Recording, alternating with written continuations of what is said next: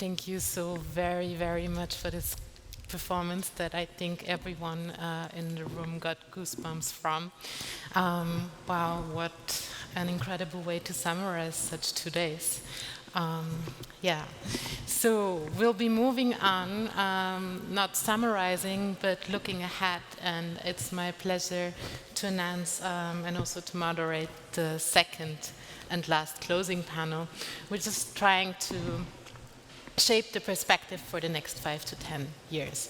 And therefore, I would very much like to welcome our guests and panelists with me on stage. So please, Konrad Bühler, who is the legal advisor and director of the legal offices at the Austrian Federal Ministry for European and International Affairs, please join me on stage, as well as Ilze Kehris, who's the Assistant Secretary General for Human Rights at the UN. Please join me here. Márta Pardavi, who's the co-chair of the Hungarian Helsinki Committee. Pleasure having you. Please also come up, as well as Dmytro Lubinets, the Ukrainian Parliament Commissioner for Human Rights, and also at the office of the Ukrainian Ombudsman. And then, last but not least, Nour Barakeh, Energy and Communications Consultant at the International Forum for Understanding. Thank you very much for being here with us. And before we delve into the discussion, it's my greatest pleasure to announce a video message by Juan López Aguilar, the chair of the European Parliament's LIBE Committee. Sorry. So now we have all the panelists visible in this space. And Good day to you all, participants.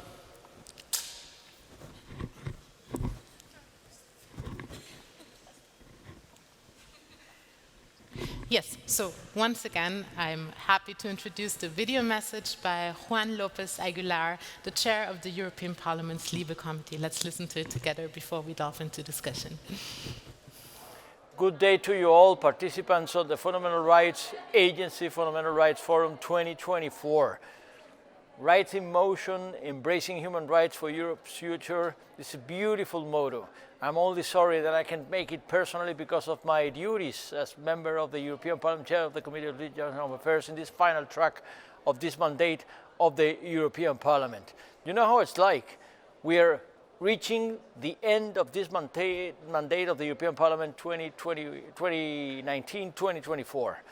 And it's been an honor to chair the LIBE Committee, Committee of Legal Justice and Home Affairs in this European Parliament, concluding many, many debates, particularly rich debates, enriching debates on fundamental rights issues. In the last years, the European Union has been facing serious challenge in relation to the protection of fundamental rights, rule of law and democracy, intrinsically connected. You know the storytelling. We have been caring about those countries raising clear risk of a serious breach of violation of those common values. The LIBE Committee in the European Parliament has been addressing this challenge in a number of non-legislative initiatives, but also as to lawmaking, as to our legislative files. Just recently, the report on the situation of fundamental rights in the European Union in 2022 and 2023 outlined fundamental rights concerns in EU member states requiring special attention. But the European Parliament also supports strengthening civil society, its involvement in the monitoring of the situation of democracy, fundamental rights, and rule of law at EU level.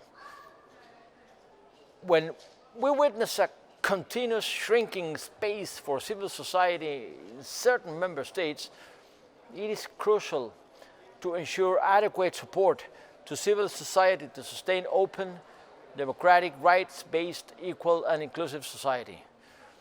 But also artificial intelligence offers a great number of opportunities in the area of law enforcement. In particular, improving the working methods of law enforcement agencies, judicial authorities in fighting sophisticated criminality, such as money laundering or cyber crimes. Artificial intelligence also entails a number of potential risks: opaque decision-making, discrimination, intrusion into confidentiality of data, private lives, challenge to the protection of personal data themselves or the freedom of expression and information. And those potential risks may affect presumption of innocence and the fundamental right of liberty and security applied to law enforcement.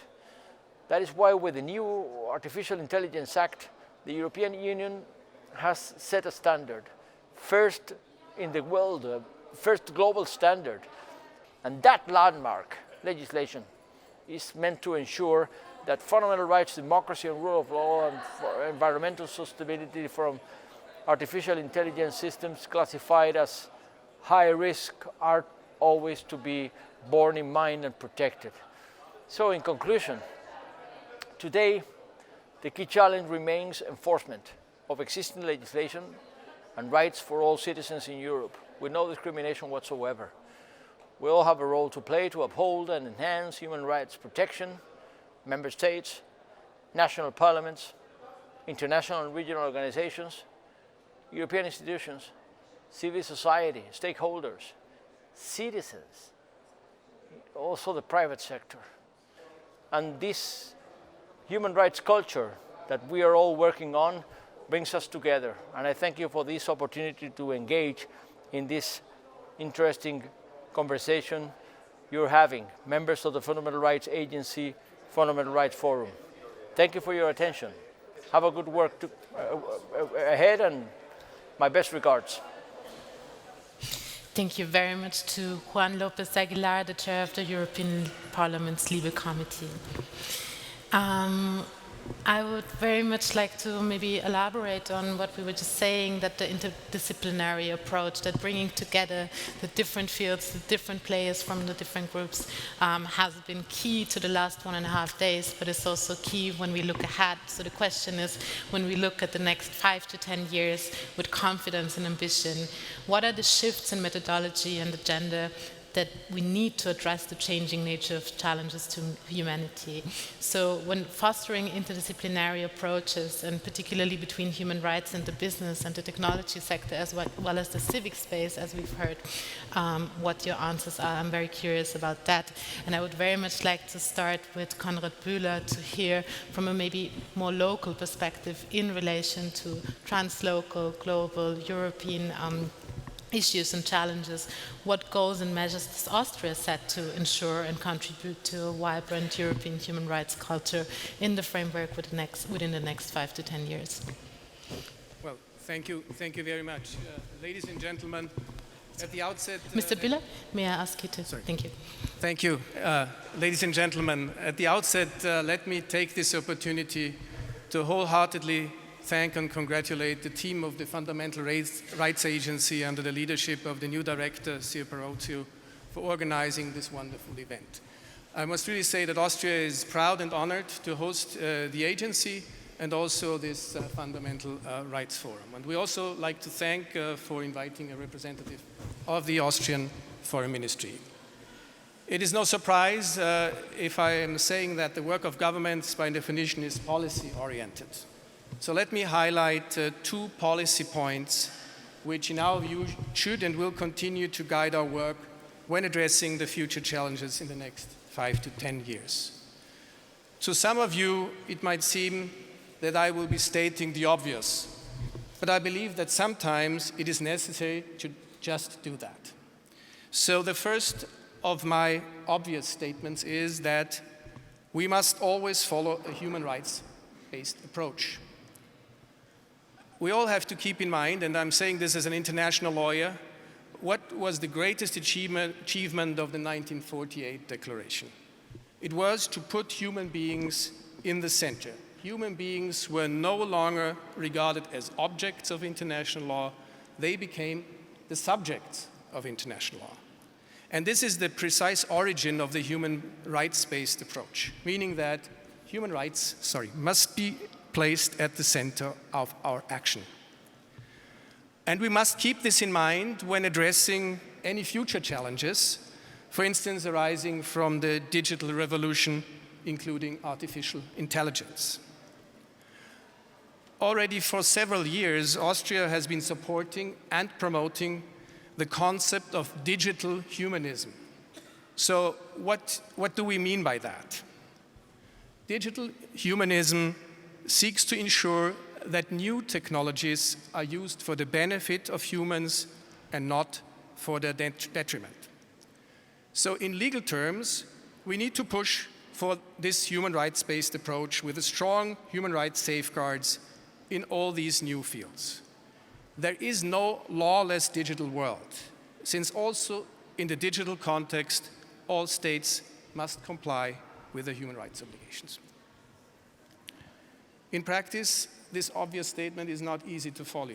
And just to give you two examples. Right now in New York, in the General Assembly, I'm taking a broader stance because as the Foreign Ministry, we're not focusing only on Europe, but also at the UN. A resolution, a GA resolution, is negotiated on artificial intelligence. And it took quite some hard lobbying by Austria and the European Union to get human rights references into that resolution. Another example, just this Thursday, in 2 days, Austria will be hosting, together with the Netherlands and OHCHR, a side event in Geneva entitled Human Rights, a Guiding Compass for the Global Digital Compact. So this is another example where we try to strive and lobby for this human rights-based approach, where we believe as Europeans that we have a very important role to play. Let me briefly come to the second point. And it might also be obvious, but it is that we must find new ways to stop the erosion of human rights. As you might have heard during this conference over the past 2 days, we all noticed that our principles and values are under enormous pressure today. We see this erosion at the national, regional, and international level. But in order to avoid sliding backwards, we must be vigilant and protect our achievements. But what is important is that both governments and civil society, we have to join our forces to stop this erosion. We have to find new ways to put human rights back on stage and do the so-called translation work to make the value of human rights understandable and accessible to all. Let me give you one example. As you all know, last year, we celebrated the 30th anniversary of the Vienna World Conference on Human Rights. And it was clear for us from the beginning that another UN World Conference would run the risk to step backwards in the human rights agenda. So we decided to go a totally different way. Like this forum, we decided to embrace human rights. Instead of organizing another huge UN conference, and I'm saying this as a true multilateralist, but this is not the way forward. We organized a series of multi-stakeholder events to highlight the relevance of human rights, including human rights fair, art exhibitions, etc., involving civil society, artists, experts, and young human rights defenders. And in addition, we also, in order to generate a long-lasting outcome, not to have a one-day's event, we funded some 75 human rights projects and initiatives in Austria and abroad. So let me stop here with these 2 points, and maybe I could get back to some of them in the second round. Thank you. Yeah, thank you very much for this incredibly broad outlook also on what the challenges are, what the perspectives are, what the necessities are. Talking about technology is very much in line with what has been discussed today during the day intensively in smaller groups, but also the need to collaborate and join forces in all levels. And I would very much like to pick up the joining forces and appoint a question to Ilze Kehris. Thank you for joining us online. Asking how can we ensure that not only in policy realm, in digital realm, but also in collaboration with the economies, we put equality, sustainability, and human rights at the core when we look out to what we are facing within the next 5 to 10 years.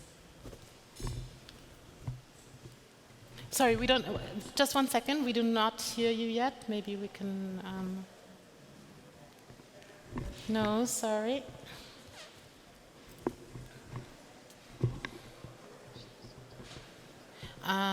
Is there a microphone on your side that you could put on your computer or in the browser?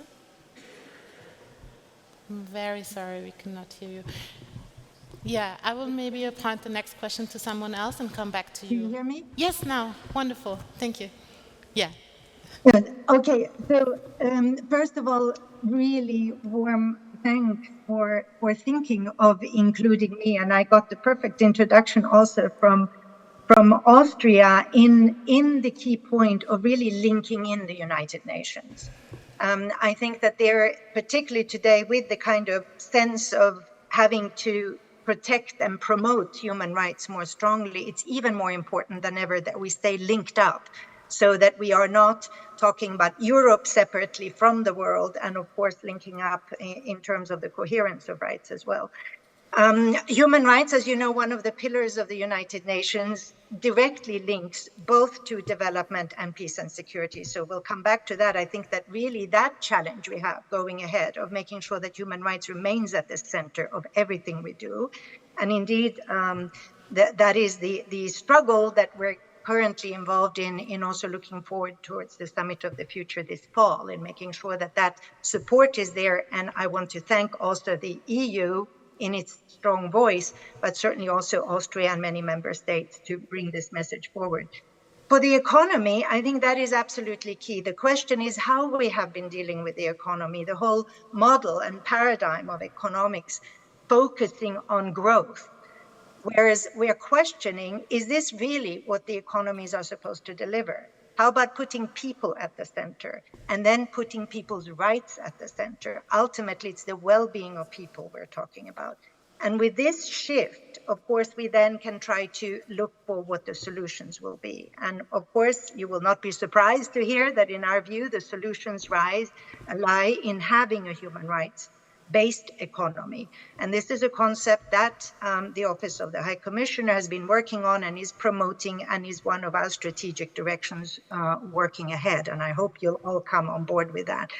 I know that many of you have dealt with situations where you have a human rights budget, for instance. That is part of it. But it really is a more comprehensive approach to making sure that the proper investment is made in human rights and that will contribute to the economies. Of course, it's addressing the inequalities, and I would say within countries as well as between countries. That's where the UN comes in as well. And also looking at all of the systems, for instance, globally, we have the systems of taxation, we have the issues of debt, for instance, the need to look at the international financial architecture. Many countries, less developed or developing countries, are actually in a situation where they're paying more in debt repayment than they are able to invest in social rights, be it in health, be it in the right to education, which is, of course, a key priority for the African Union this year. So for that part, we are developing and talking about interdisciplinarity. I know there's very little time, so just to stress that point on interdisciplinarity, we are working as part of this, we're working with economists. Economists are part of our teams. So we don't add sort of human rights on top of a vision. Of course, there are the obligations we know, both for member states and the responsibilities for private sector, but really working together on the policies with economists to develop this human rights economy in its a very practical application of it when developing and implementing policies that correspond to this. It, of course, requires a participatory approach, clearly inequalities, anti-discrimination at its core, including structural discrimination, addressing corruption, for instance, as well, a comprehensive passage. But the key point is really investing in social, economic, and cultural rights, and seeing that as a solution to a sustainable and growing economy to the benefit of people. I will not go into examples, but we are working very specifically in country settings, in Kenya, for instance, in stressing the participation of all the stakeholders in developing this. And I hope that we will also have very good common projects and support for this from all of the EU member states and the EU itself. So I'll stop there for now and hope to have a chance to come back on other issues. Thank you. Thank you very much also for elaborating on the human rights-based economy approach, as well as demonstrating that lived interdisciplinarity is not only putting things on top, but actually collaborating and also taking into account expertise and starting new kinds of alliances. So actually linking up, to pick up your vocabulary. And when we talk about linking up, it's also about the civic space and the civil society. And I would like to ask you, Márta, Pardavi, what innovative approaches do you believe civil society organizations can take to amplify their impact and advocate for human rights in an increasingly also digital and interconnected world? Thank you very much, and it's a real pleasure to be here. It's also a real pleasure to still be enjoying that warmth that this performance gave us. And as I was thinking about the broader question of what kind of hope-based future we would like to see, I think we need this kind of warming effect. Very often when it comes to civic space, we talk about a chilling effect, but we need a warming effect. So say 5 years from now on, and when we're talking about the next European Parliament elections and contemplating their outcome, and we'll be talking about what have the European institutions achieved in the past 5 years, so backcasting, I'd love it if we could talk about what this warming effect really meant, because we really need this now. So if there was such a positive vision for the future, what could it look like, and what would it mean for both civic space but for all the other rights that we're discussing? So one thing, and I think a lot of the points that have been made here before that one thing would be that 5 years from now, let's see peace, and let's see peace everywhere in Europe, and let's see a space where these peaceful regions cooperate, but also citizens. So as we're sitting here today, I think that's quite telling. This is the kind of exchange we need to have. So I'd like to see a Europe where we have a thriving civic space with the warming effect of enabling policies, where rule of law and civil space or civil society actually are realized to be fundamental parts of our security. We will be talking a lot and hearing a lot about defense and security in the years going forward, but I do hope that when we use these terms, we include human rights and rule of law and civil society participation in them, because essentially that's why they're so fundamental. So to have this in policy, as you said, it requires policies and states to implement this idea. I would certainly wish to reflect back on the achievements of the next European Commission, on what it has done to enable civic space and how it has gone forward in an agenda to create a civil society strategy that would have elements to support human rights defenders. We really have issues, very, very alarming developments with human rights defenders. The previous panel addressed some of this. So we need to be responding to that with, some people suggest, a human rights defenders mechanism within the European Union. We also need, of course, better funding, but the kind of funding we need actually needs to allow the monitoring and the advocacy activities of human rights defenders, because otherwise we will not know about the pushbacks at the border. We need the human rights defenders to go and monitor and provide assistance and do litigation, and we need the institutions to enable this. So in fact, I'd also like to reflect back on how there has been perhaps a renewed commitment to the human rights standards and also the institutions. Court judgments are not being implemented today in Europe. 5 years from now, I do hope that we'll be able to talk about the progress that has not come about only by ad hoc measures, but by design of states and institutions and citizens working together. So we need better implementation of judgments. We need strong human rights fora. We need human rights defenders in a broad sense to take these cases. And as it has been said before, we'll talk also a lot about climate. And climate defenders are human rights defenders. They share the difficulties, but we also need to understand that these human rights are so connected that we don't need to really, in a lot of ways, differentiate between what climate defenders need and what human rights defenders need, and what certain defenders of certain human rights need. In this sense, I think we need a real renewal of the commitment, and I hope this becomes a strategic priority, both rule of law and civic space, as we go forward. Thank you very much for this very dense and precise answer when it comes to also the proposal of mechanisms and also the support and the protection of human rights defenders in all levels, as well as also the framing that human rights also need to be implemented in protection and defense mechanisms that are very crucial, especially in times of war and in times of crisis.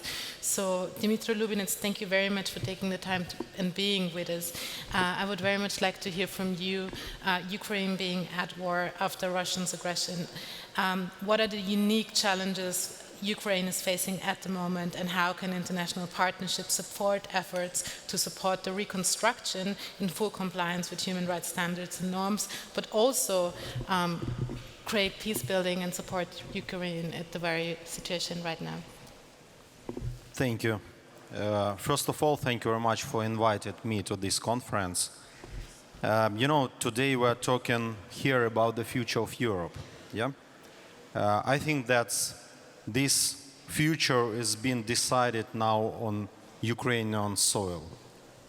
For 10 years now, since 2014, Ukrainians fight for democracy on the center of Europe.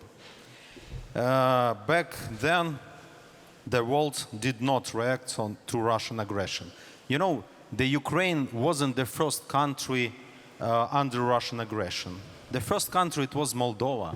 Then it was first war against Chechnya, the second, then it was Georgia, and on 2014, Russia started this aggression against my country. What was the reaction?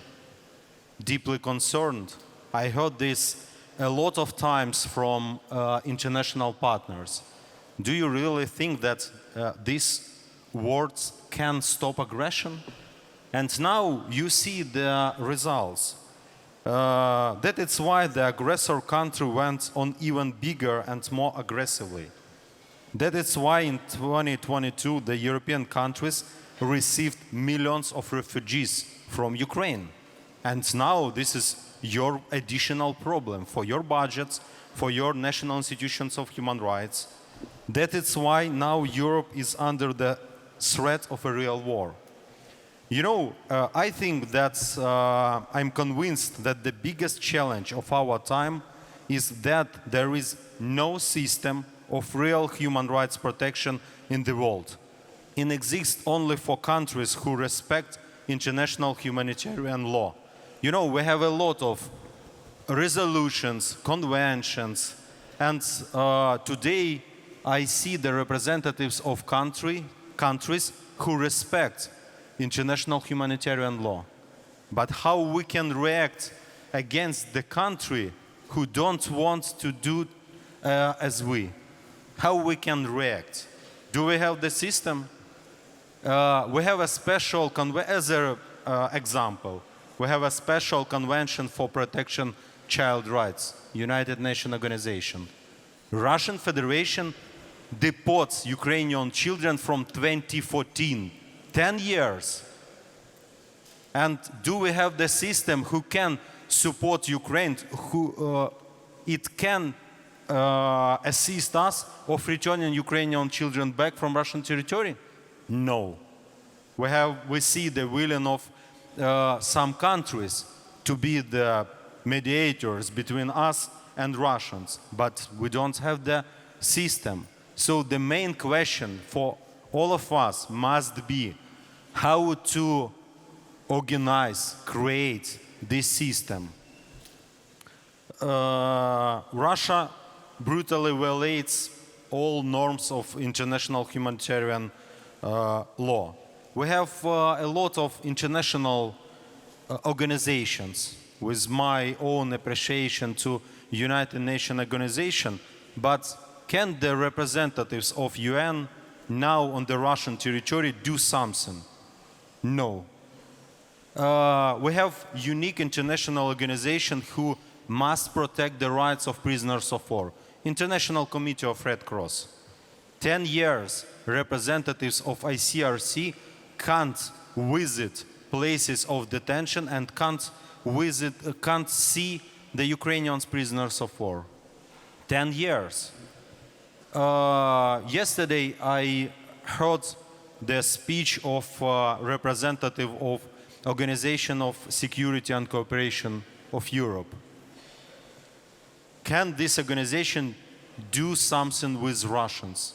As an example, 3 official members of these organizations were detained by Russian Federation, 2 on Donetsk, 1 in Lugansk, and several years we can't bring these 3 persons from temporarily occupied territory of Ukraine. And all these several years, Russian Federation is member of this organization. Is this bright example of crisis of international organizations? What we can do? First of all, we should to understand the problem. We should to organize new approaches against Russian Federation. First of all, we should, in my position, we should to exclude it of representatives of Russian Federation from international organizations. IUI did this. I appreciate for the position Sirpa Ratio and all members of our European network of NHRIs. We voted officially for this decision in 2023. But can we decide that Russia can be expelled from United Nations organization? I don't know, but I think that we should to start this discussion as from OSCE. The next, sanctions. But we need to have real sanctions against Russian Federation. As a result, you know that Russian Federation under sanctions several years. In 2023, Russia received more budget from solving Russian gas and oil more than in 2022. Russian Federation developed military army, produced in 3 times Russian missiles, in 4 times more Russian tanks. Iran under sanctions from 1975. And Russian Federation buys Iran drones and every day destroys Ukrainian territory. Every day kills Ukrainian people. Do you believe after that on sanction policy that we now have? Or we must understand that we should to have real sanctions. We should to block, to stop all trade relations with Russian Federation. And the third one, we should understand that now, in my position, we don't have the war between Russian and Ukraine.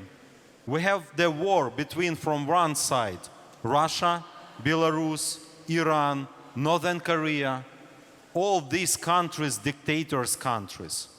And from another side, Ukraine and democratic countries who assist Ukraine.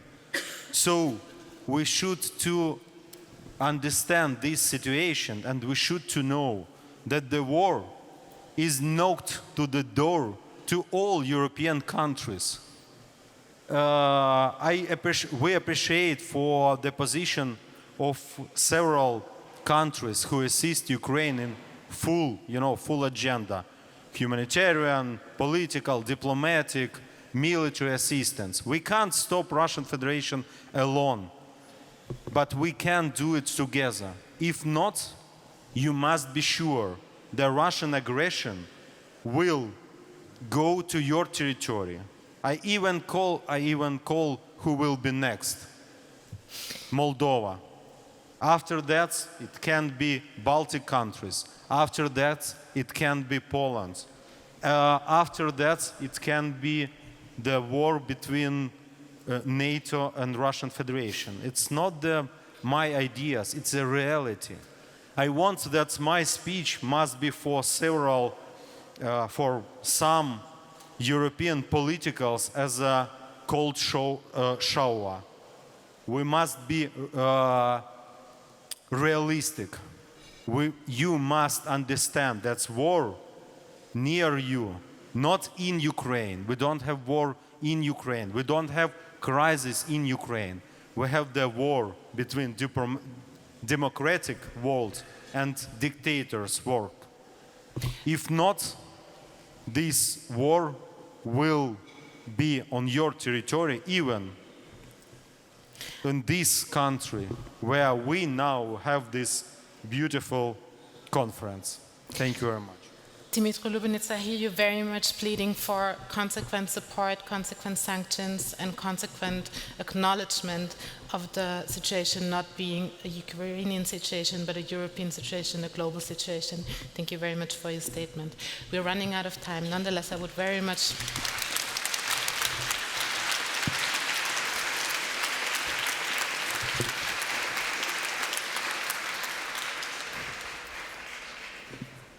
Thank you. I would very much like to hear from you, Nour Barakeh. We were talking about all kinds of different engagements, the urgencies of the time, the urgencies of the next 5 to 10 years. You're working as a consultant, you're very much in between civic space, expertise, your practice, and then also working as a consultant for, on the one hand, institutions, but also like companies. When it comes to engaging the younger generation, to ensure that human rights are the driving force for good in all areas of life, also in like the translation mechanisms, what are the things that are the most urgent for you when you think about the next 5 to 10 years? Thank you very much. Yes, I guess that one of the most, and they relate totally to what you were saying about democracy, and I also come from a dictatorship country, and I experienced firsthand how it means to have this difference, and how actually democracy is the guarantee space for trying to thrive and respect human rights. From that point, I would say one of the challenges at what we observed as phenomena recently in Europe, we talked about that several times, that the engagement of new generation in participation in democracy in order, and in general in public issues.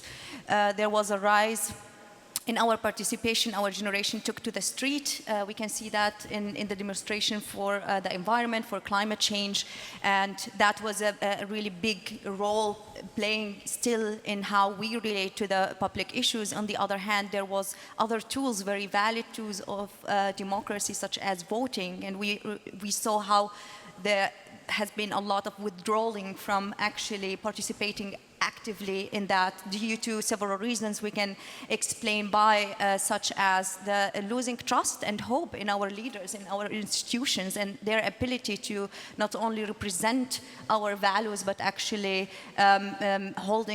being held accountable to what we ask for them.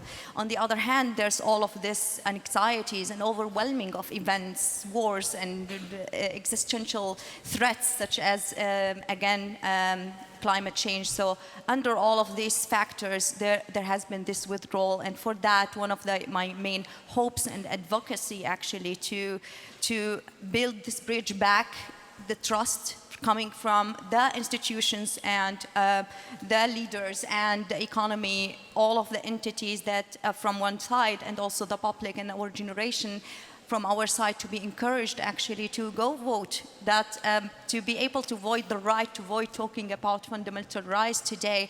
I know what it means that we have a say or we don't have the right to say something about our future and our present as well.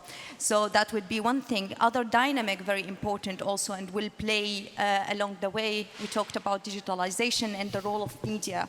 And media literacy, in my opinion, is one of the main thing to be considered when we think about how we shape public opinion, how public opinion is actually shaped, because of the reinforcement of all of this mechanism and algorithm, and people would be exposed only to one side of truth, if we can say, or sources of knowledge, and exposure to different knowledge, to trust, especially in facing misinformation, in isolating, being isolated, that's also a threat to democracy and to ensuring human rights, being exposed to stories where deprivation of human rights, as we heard in Ukraine, in Syria, in the Middle East, in many other parts of the world, is also essential, not to actually bring about the bad stories, but to inspire that what we have already here in Europe is not given.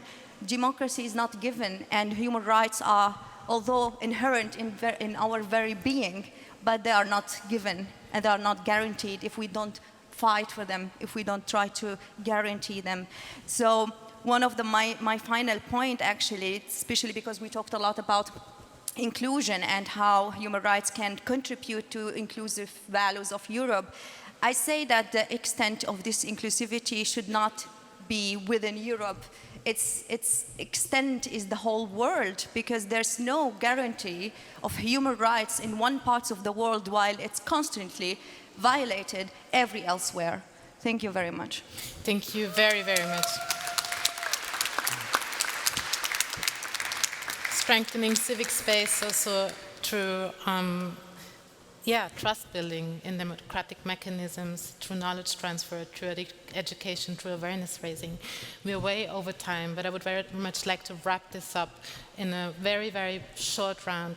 One word, half a sentence, one concept, one right. If you look to the next 5 to 10 years, what do you want to throw out there? What you in your practice need to focus on when you think about the vision or the inspiring things, the necessities, the urgencies? So each person, one word, and then we'll close the panel. Please.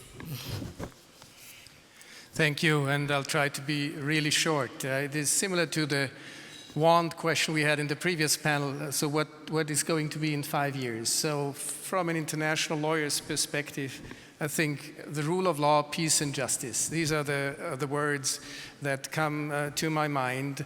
And when we think about peace and justice, I also think about criminal accountability. And this is one point I would to pick up on what our Ukrainian friend said. Of course, there is the ICC, the International Criminal Court, which has issued arrest warrants against President Putin for the deportation of Ukrainian children. And there is also work on the establishment of a special tribunal on the crime of aggression. Thank you. Thank you very much. Márta, Pardavi. So I was talking about the renewed commitment, but commitment is nice, but it needs to be followed up with action. And I think we really need to, as you so eloquently said, we need to realize that democracy and our freedoms are at stake today. And if we don't invest in them seriously and consider this as a strategic priority, just as defense is, we will be worse off.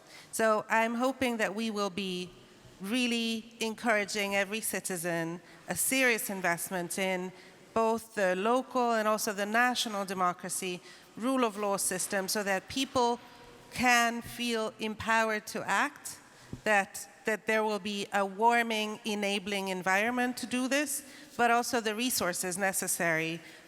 And these resources need to come from the public, as you pointed out some examples, but also from citizens. So transnational citizen action in this is important, but also private philanthropy. So we need this sort of cross-sectoral investment, and we need to do it today. Thank you. Thank you very much. I want that the peace will be in every country. Yeah, I'm not the optimistic.